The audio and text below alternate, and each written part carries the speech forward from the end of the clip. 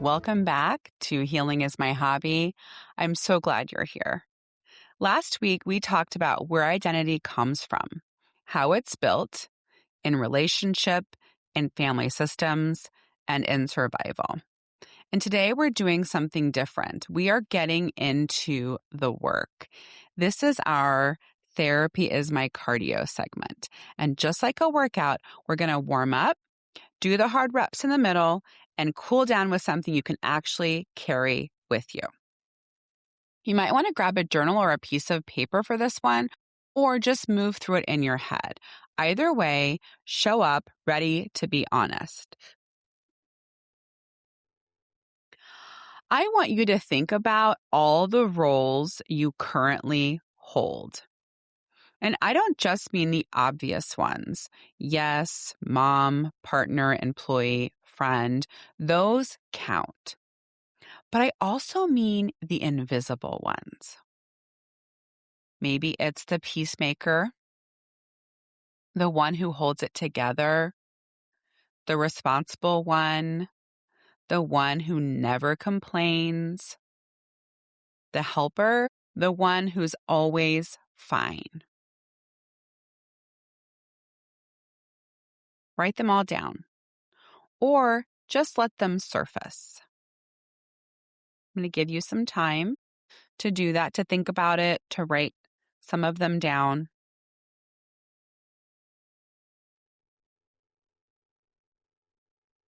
Most of us have never seen all of our roles in one place. It can be a lot. If you're feeling something right now, some heaviness, some recognition, that's information. And I want you to stay with it as we shift into the workout. Now I want you to sort every role on your list into one of three categories. Category 1 is chosen. These are the roles you actively want. They feel like you. You choose them again if you could start all over. Category 2, inherited. These are the roles that were given to you by your family, your culture, your birth order, your gender, the expectations that were already in place before you arrived. You didn't exactly pick them, they were just there. Category 3, survival. These are the roles you took on because you had to. They kept you safe. They kept the peace. They kept you. They helped you belong or avoid conflict or earn love. They did something important for you, but you never consciously signed up for them. For me, some roles that I would still choose today are the creator. I think the fixer, I choose that for my practice as well. The hyperactive one. Inherited roles that I have, still they overlap. The caretaker, the peacemaker. I think one of my survival roles is the overachiever. Look at what you have. Where did most of your roles land?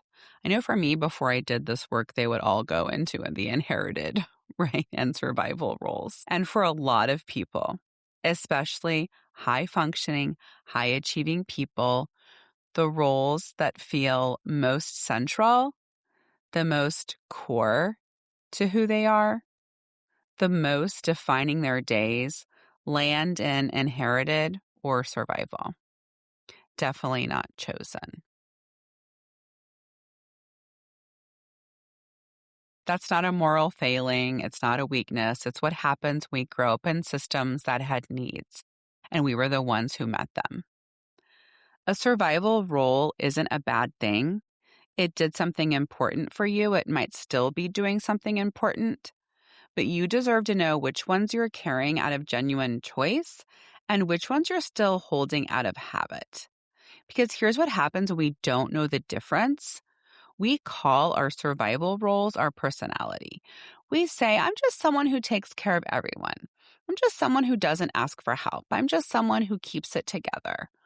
And over time, just becomes always, and always becomes forever. And forever becomes, this is just who I am. What if it isn't? What if it's just what you learned? I want to leave you with one question. You don't have to answer it fully today. In fact, I'd encourage you not to rush to answer it. Just let it sit. The question is this. If you removed every role that was assigned to you, every role you took on to survive, to belong, to keep the peace, who would be left? Not who you should be, not who others need you to be, but who would actually be left? The blank space you might be feeling now, that moment of I don't know, that is not emptiness. That is possibility. That is the beginning of choosing yourself on purpose. Hold on to that question. Next week in the Healing Lab, we're going to build on exactly this and give you something practical to try in your own life. You did good work today. I'll see you next week. If you'd like to read my blog or stay up to date, you can sign up for the newsletter at healingismyhobby.com. You can follow me on Instagram at healingismyhobby or on YouTube at healingismyhobby. And if you want to know more about my clinical practice, you can visit jessicacolarcolcsw.com or follow me on Instagram at jessicacolarcolcsw. Thank you. You are worth it.